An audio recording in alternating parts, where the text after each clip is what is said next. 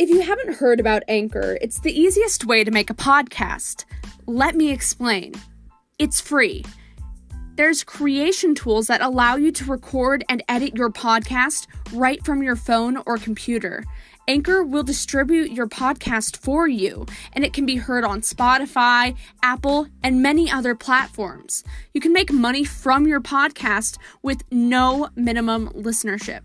It's everything you need to make a podcast all in one place. Now download the free Anchor app or go to Anchor FM to get started. That is ANCHOR.FM.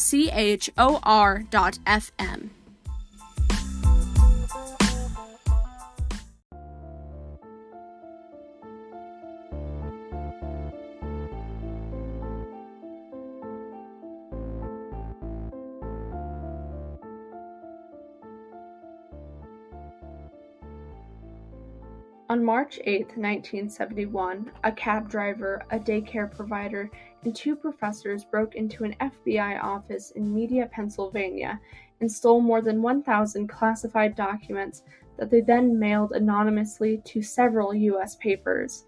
They were members of the Citizens Commission to investigate the FBI. They selected the night of the fight of the century, the boxing match between Muhammad Ali and Joe Frazier, when most people would just be glued to their radios. The Citizens Commission to investigate the FBI, as the group called itself, forced its way in at night with a crowbar. When agents arrived for work the next morning, they found the file cabinets virtually emptied. Within a few weeks, the documents began to show up, mailed anonymously in manila envelopes with no return address, in the newsrooms of major American newspapers. The documents revealed the FBI's counterintelligence program, COINTELPRO, which was a series of covert and often illegal activity. The FBI conducted surveillance, infiltration, discreditation, and the disruption of domestic political organizations, including actions that led to murder. This is an investigation into COINTELPRO. Welcome back to Crime and Cryptic, where we investigate criminals, cover-ups, and all things covert. I'm your host, Haley, and today we're going to take a deep look into an FBI program with staggering implications. COINTELPRO was the counterintelligence program conducted by the FBI from 1956 to 1971 to discredit and neutralize organizations considered subversive to U.S. political stability. It was covert and often used extralegal means to criminalize various forms of political struggle and derail several social movements, such as those for civil rights and the Puerto Rican independence. Now, within 1 year of the formation of the Black Panther Party, the FBI established a special counterintelligence program called COINTELPRO, of course, to neutralize political dissidents. Between the years 1956 and 1971, the FBI used this COINTELPRO program to investigate radical national political groups for intelligence that would lead to the involvement of foreign enemies with these groups. This, of course, meant that the FBI specifically targeted American citizens. According to COINTELPRO documents, 5 groups were singled out for investigation: the Communist Party, the Socialist Workers' Party, white hate groups, black nationalist hate groups, and the New Left. The Black Panther Party was specifically targeted and bore the brunt of most of this damage.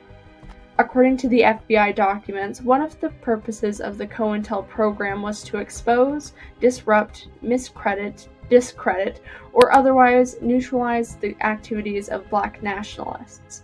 They wanted to prevent the rise of a black messiah, and Martin Luther King Jr. had been amongst the candidates until his assassination in 1968, when the attention shifted to Huey P. Newton. Of the 295 documented actions taken by COINTELPRO to disrupt black groups, 233 of them were directed against the Black Panther Party. In his doctoral thesis, War Against the Panthers, A Study of Repression in America, Newton accuses J. Edgar Hoover and COINTELPRO of fostering a split between Eldridge Cleaver and himself through false letters and documents, creating discord between the Black Panther Party and other black groups, such as Ron Karenga's group United Slaves. which led to the murders of Apprentice Bunchy Carter and John Huggins in the University of California, and involvement in the murder of Fred Hampton, leader of the Chicago chapter of the Black Panther Party in 1969. COINTELPRO was the official name for the project conducted by the United States FBI under J. Edgar Hoover. It started to aim with spying on, infiltration, and destruction of domestic organizations and individuals it considered subversive to American policy. According to the FBI, intensified action under this program should be afforded to the activities of such groups as the Student Nonviolent Coordinating Committee, the Southern Christian Leadership Conference, Revolutionary Action Movement, the Deacons for Defense and Justice, Congress of Racial Equality, and the Nation of Islam. COINTELPRO was not just surveillance, it was active disruption.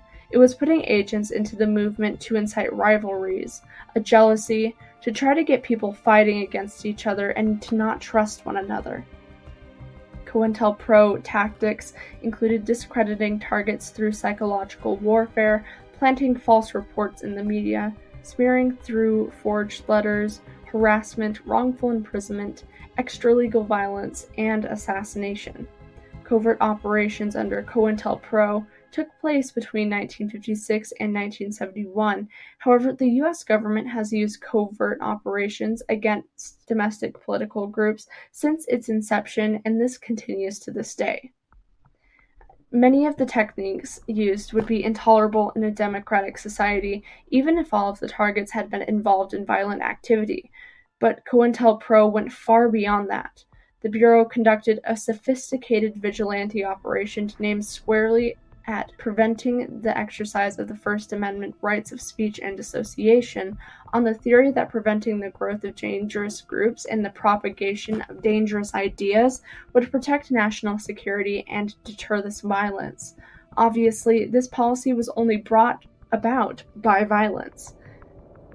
Right now, I'm holding a copy of a memo sent out to FBI officers by their director himself.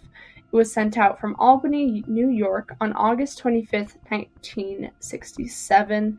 It reads, "Officers received copies of this letter are instructed to immediately establish a control file captioned as above and to assign responsibility for following the coordinating of this new counterintelligence program. To assign responsibility for following and coordinating this new counterintelligence program to an experienced and imaginative special agent well versed in investigations relating to Black nationalist hate-type organizations. The field office control file under this program may be maintained in an active pending status until each time as specified operation or technique is placed under consideration for implementation.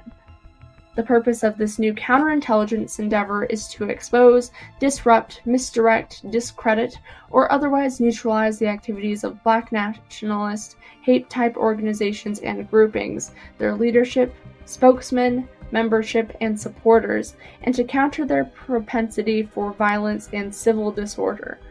The activities of all such groups of intelligence interest to this Bureau must be followed in a continuous basis, so we may be in a position to promptly take advantage of all opportunities for counterintelligence and to inspire action in instances where circumstances warrant. The pernicious background of such groups, their duplicity, and devious maneuvers must be exposed to public scrutiny, where such publicity will have a neutralizing effect. Efforts of various groups to consolidate their forces or to recruit new or youthful adherents must be frustrated. No opportunity should be missed to exploit through the counterintelligence techniques the organizational and personal conflicts of the leaderships of the groups, and where possible, an effort should be made to capitalize upon existing conflicts between competing Black national organizations. When an opportunity is apparent to disrupt or neutralize Black nationalists, hate-type organizations through the cooperation of established local news media contacts or through such contacts with sources available to the seat of government. In every instance, careful attention must be given to the proposal to ensure the targeted group is disrupted and not merely publicized.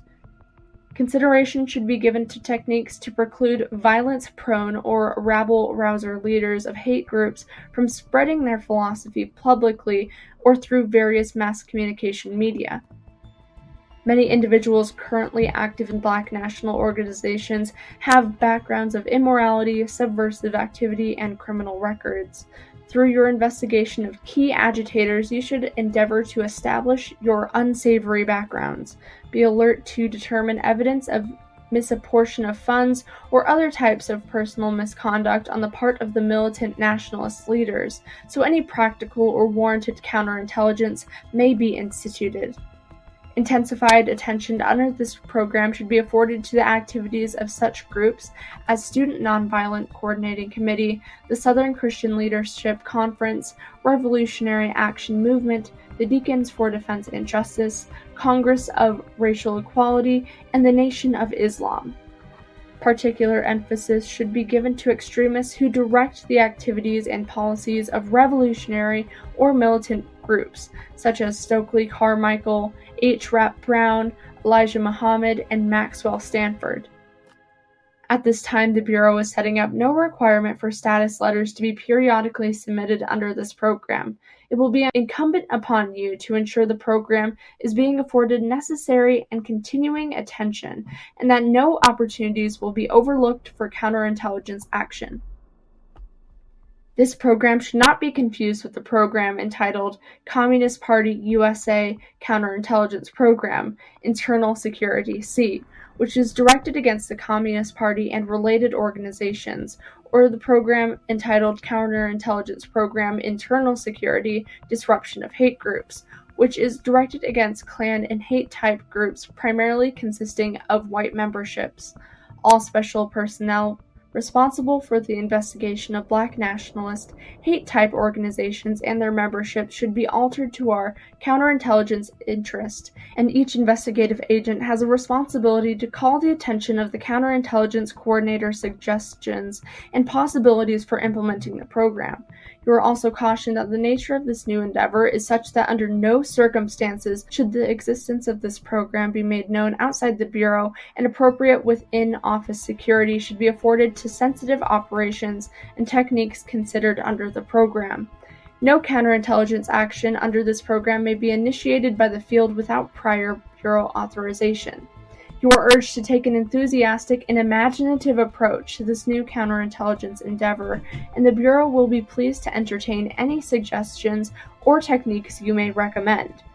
End quote. This is insane. Even though I'm probably on a bunch of watch lists at this point, I've read through a lot of FBI reports, and I've never seen a memo so blatantly anti-dissident. I appreciate the smackdown on the KKK intel, but this is far beyond that. This becomes an infringement on civil liberties. This is only the beginning. In a similar memo published in January 1969, which was previously classified, the FBI takes credit for counterintelligence efforts leading to the assassination of Malcolm X. The following is a message contained in that memo. Over the years, considerable thought has been given and actions taken with Bureau approval relating to methods through which the Nation of Islam could be misdirected in the eyes of the general Black populace, or through which factionalism upon the leadership should be created. Serious consideration has also been given towards developing ways and means of changing Islam philosophy to one whereby the members could be developed into useful citizens and the organization developed into one emphasizing religion, the brotherhood of mankind, and self-improvement. Factional disputes have been developed, the most notable being Malcolm X Little. This rather cocky memo confirmed what many have suspected, that Malcolm's death was a premeditated murder by the FBI because he was a political dissident. While this is horrendous and acknowledged as government overreach, this same behavior towards African American social group continues even today. As recently as 2017, the FBI sent a memo that has since been leaked with some disturbing implications in our current political climate. In it, the FBI targets what it calls Black identity extremist groups. The Black Congressional Congress has attempted to conduct an investigation. They also expressed concern about the August 3rd document, giving the FBI's troubling history of targeting Black leaders and movements, including Dr. Martin Luther King Jr. and other civil rights leaders. The lawmakers charged that the assessment and the analysis which this was based upon was flawed because it conflates Black political activists with dangerous domestic terrorist organizations that pose actual threats to law enforcement.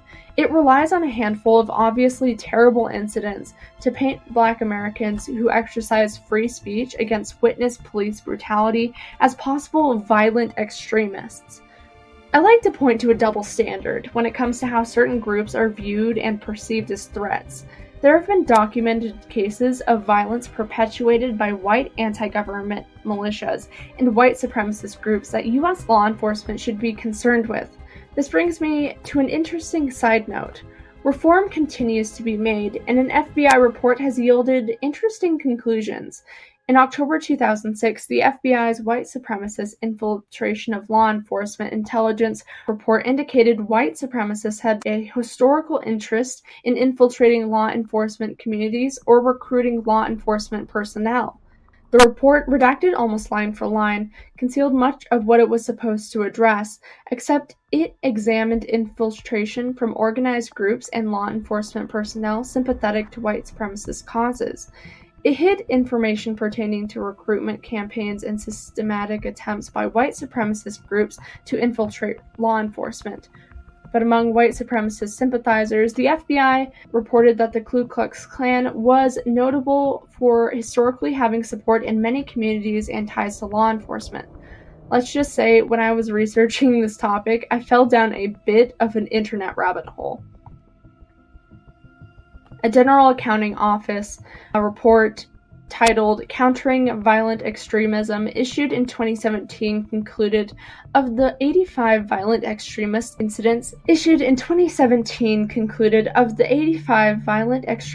incidents that resulted in death since September 12, 2001, a far right-wing violent extremist groups were responsible for 73% of this violence. COINTELPRO didn't just target African American and Islamic groups. In fact, I should devote a full series of episodes on the specific assassinations and infiltrations that this program brought about. COINTELPRO initially focused on the Communist Party, one of the more unpopular groups in the U.S. society, before it was extended to others. But from its inception in 1956, when it focused on the Reds, COINTELPRO still had a distinctly racial character. For example, the FBI seemed to favor disrupting the activity of African American communists. There is little doubt that the FBI stirred up already existing enmity between Malcolm X and the Nation of Islam in the months leading up to his February 1965 murder. Nagging doubts about the FBI's role at the time of April 1968 murder of King persist to this day. So nagging doubts about the FBI's role at the time of the April 1968 murder of Martin Luther King still continue to this day. These doubts have been fueled by continuing revelations about the harassment that Martin Luther King was subjected to by the FBI in the last years of his life. His hotel rooms were bugged, and his telephone conversations were recorded. The FBI shared with the news media tapes and transcripts purporting to show marital infidelity on his part. They tried to induce King to commit suicide by threatening to release this information. The FBI consciously sought to engender fighting between the Panthers and the Black nationalist forces, such as those grouped around LA. One memo ominously noted how the FBI's desired shootings, beatings, and high degrees of unrest. The FBI's wish was fulfilled in 1969 on the campus of UCLA, when a conflict over the direction of an African American Studies program led to the murders of two Panthers, Alprenick Bunchy Carter and John Huggins, and the wounded of those Karenga's comrades, Larry Steiner. Steiner and his brother George were convicted for murder and received life sentences. Apparently pleased with this development, the FBI did not stop there. They produced cartoons that were distributed widely in Southern California that showed Karenga and his comrades gloating about the murders. Such actions increased the enmity between the two groups of Black activists and led to more conflict. In Los Angeles, FBI activity helped induce groups of African Americans to kill one another. In Chicago, the FBI and its police department allies took a more direct role in the murder. One of the FBI agents, who had become a top security official of the Panthers, had provided a drawing of the apartment where top Panther leader Fred Hampton lived. This same agent had informed the FBI that Hampton had stored illegal weapons there. The FBI and Chicago police now planned a joint raid. At approximately 4 a.m., December 4, 1969, Hampton's apartment was stormed by heavily armed police who fired more than 90 shots. Hampton was killed as he lay in bed. Another Panther, Mark Clark, also died. Throughout their brief history, the Panthers faced unremitting hostility from the FBI. Although there is much hand-wringing nowadays about the state of Black-Jewish relations, the FBI was not above heightening tensions between these two groups. The FBI felt that given the long history of anti-Semitic and bigotry directed against the Jewish population, it would be sympathetic to the struggle of racial equality. Hence, they sought to derail this possibility by circulating leaflets comparing Panther ideology to the traditional anti-Semitism of the organizations like the American Nazi Party and Adolf Hitler. Yet, there seems to be pained disbelief when many African Americans seem willing to accept allegations about the FBI's sister agency, the CIA. And the story about government agencies and drug dealing is not new either. Scholars like Al McCoy and Peter Dale Scott, and journalists like Jonathan Quinty and Jonathan Marshall have written at length about this subject as it relates to the Southeast Asia and Central America. In an investigation that concluded about 10 years ago, Senator John Kerry, Democrat of Massachusetts, also found credible evidence of government complicity in drug dealing during the course of the war against Nicaragua. The disruption of the Black Panthers specifically and the struggle for equality generally helped to spawn an alienation that made many in Black Los Angeles more susceptible to drug use. Such has been the handiwork of the FBI and the CIA. Thus, as the Congressional Black Caucus and other agencies contemplate investigations into the CIA cocaine connection, they would be well advised to revisit the legacy of COINTELPRO as well. For African Americans and for all those with a passing acquaintance with history, it's good to recognize that there is reason for skepticism. If you'd like to review source material, feel free to browse the episode description. Please be sure to follow us for more crime, conspiracy, and mystery content. You can follow us on Instagram and Twitter at Crime and Cryptic. Be sure to leave a good review. It helps us provide consistent, quality content. Thanks for tuning in. Until next time, stay fresh.